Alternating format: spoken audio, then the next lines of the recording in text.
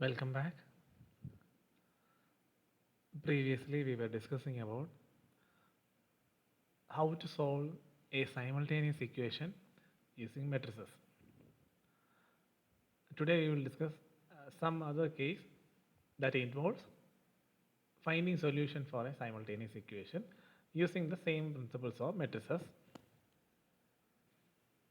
As I have told earlier, previously we solved simultaneous equation using matrices. Today we will discuss a new method in which principles of matrices are used, but it is a peculiar method when compared to the method which we have discussed in the last session.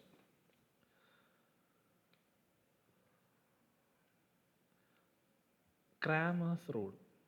Cramer's rule is one method that is used in matrices so as to solve a simultaneous linear equations. We all know what is meant by linear equations, and linear equation consists of unknown variables like x, y, z. So you need to find the value of x, y, z. That depends upon the question. The question might have x and y, or it may be x, y, z. Depends. So Cramer's rule is another method in which simultaneous equations are solved using Ax equal to b, where A refers to the coefficient, x refers to the variables, mainly unknown variables, and b shows the right hand side constants. So the solution to simultaneous equations is obtained by the formula that is known as Cramer's rule. Cramer's rule is another method for finding out the unknown variables in a linear equation that also uses the principle of Ax equal to b, but it uses a peculiar equation when compared to the previous method. So the equation as per the Cramer's rule for finding out the unknown variables are: for x, the equation is determinant a1 divided by determinant of a. If you want to find the value of y, then the equation is determinant a2 divided by determinant a, and finally z equal to determinant of a3 divided by a. We all know how to find the determinant, and in the question a matrix will be given. That matrix will be named A, and you know how to find the determinant of A. So whenever you come across a question like a simultaneous linear equation, and when you are asked to prove or find the value of x, y, and z using Cramer's rule, you have to follow this method. Whatever the method you are dealing with, either the Cramer's rule or the previous method, you will get the same answer. But if any method is asked specifically, you have to follow the particular method specified in the question. Okay, let's come back. As per the Cramer's rule, if you want to find the value of x, the equation is this one, y and z simultaneously. And you all know how to find the determinant of a matrix. The thing is that in this question there is another new item, A1, A2 and A3. These three are new matrices that are developed from matrix A. We will discuss that part. A1 determinant, that is the numerator of first equation. A1 determinant is obtained when the first column of determinant A is replaced by B. In the question you will be given matrix A, and if you are interchanging the first column of the given matrix with the column values given under B. We all know what is meant by B, because for solving simultaneous equation we use a principle Ax equal to B. We all know B is a certain number of numbers that are written vertically to the right hand side of the equal sign. If you find it confusing, don't worry, we will discuss that part very in detail. Okay, a matrix will be given in the question. If you are interchanging the first column of that matrix with B, then you will get A1 matrix, and from that you can easily find the determinant of A1. Likewise, A2 is obtained when the second column of the matrix given in the question is interchanged by or replaced by B. And finally, determinant A3 is obtained when the third column of the given matrix is replaced by B. You may find it confusing, but when we discuss the same facts in an example, you will get the clear picture. So this is how you are finding the determinant matrix, that is A1, A2 and A3. Once you find A1, A2 and A3, and A will be already found in the question, and once you get the values of these A determinants, it is very easy to find X, Y and Z. Actually, this is a shortcut method for finding the value of X, Y, Z for finding simultaneous or dealing with simultaneous linear equations. For the case here, certain simultaneous equations are given. See, here there are three simultaneous equations consisting of X, Y, Z unknowns. And see, if you can see that there is an arrow sign and to the right there is another linear equation. Actually, these two equations are the same. The only difference is that whenever you are dealing the same similar question in an exam, the equation will be given like this: 3x plus 2y plus z minus 6 equal to 0. If you are dealing directly in this equation, you will not get the answer. See, for a linear equation, you need to shift all the known values to the right hand side. See, here minus 6 is a known value, so it has to be shifted to the right hand side. So that this is a correct linear equation. Similarly, here it is 2x minus 3y plus 3z equal to 2. It's in correct form. You need not have to make any necessary changes, so the equation remains the same.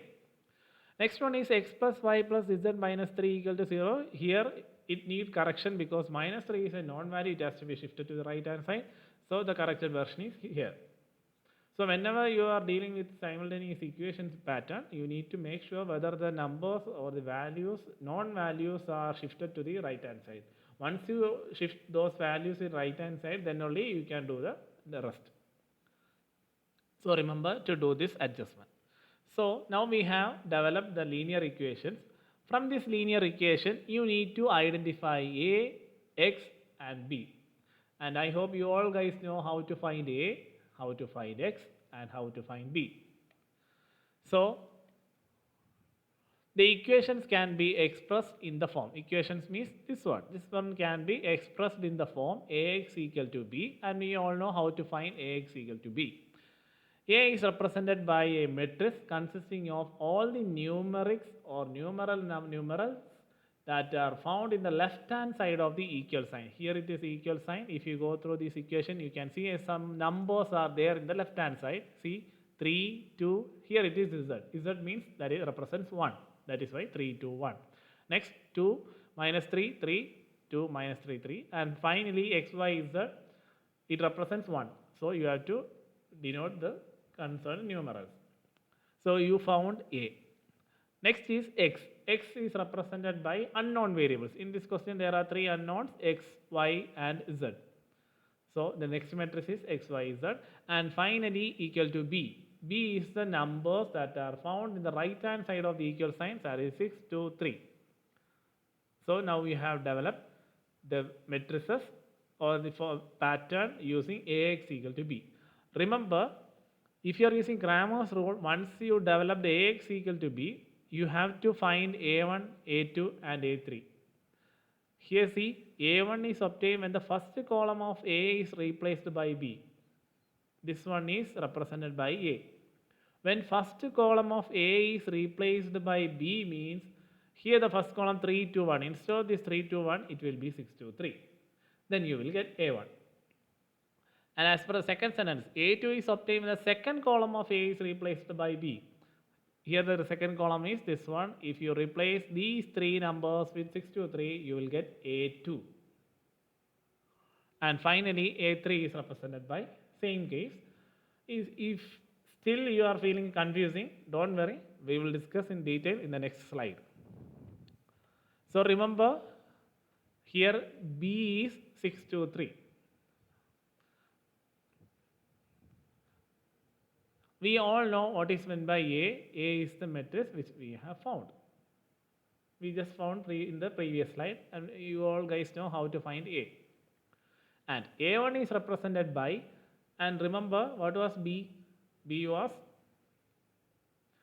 6, 2, 3. So just remember it. So we are going to find A1. A1 is if you replace the first column of matrix A, you will get A1. And replacing these numbers with what? With B. B was 6, 2, 3. See, this is how you found A1. Since you are replacing first column, it is known as A1. So how we are going to find A2 and A3? It's simple. A2 means if you replace second column of A with B. See, second column 2 minus 3 1, it was replaced by 6 2 3. In that case, the first column remains the same. Remember, for A2, A1 and A3, whatever the number represents, A1, 1 represents column which you are replacing. 2 represents column which you are replacing. A2 means second column. In that case, you need not have to worry about first column and third column. So finally, A3 means third column of A. See, third column 3, 2, 1, it's remain the same. 2 minus 3, 1 remains the same. See, the third column is interchanged. So we have discussed that part. A1 is obtained when the first column of A is replaced by B. B is this one, 6 2 3. So if you go through this, you will understand the concept. So try to familiarize the steps which we have discussed now. We are going further into the case. So we now know how to find A1, A2 and A3. Our work didn't complete because as per the Cramer's rule, the equation for finding X, Y and Z are determinant of A1. Determinant of A1. Don't think that this A1 represents determinant. Determinant means you need this from this matrix, you need to find the value of A1. A1 means determinant of A1. From this matrix, you need to find the determinant of A1. And similarly for A2, here it is A2. On the base of this matrix, you need to find the determinant of this particular matrix. And finally A3, here it is given, you have to find the determinant of this particular A3. And finally, denominator is represented by the same number, that is A. And the actual concept is that once you develop all these matrices, you need to find the determinant of each and every matrix. That is the concept. So let's start with first one. A. A means A is given, so we are going to find the determinant of this first matrix. And we all know how to find the matrix. So once you write the matrix, you need to select on the base of rows, you need to find the subsequent matrix, sub-matrices. And I hope you all guys know how to find the determinant of a particular matrix.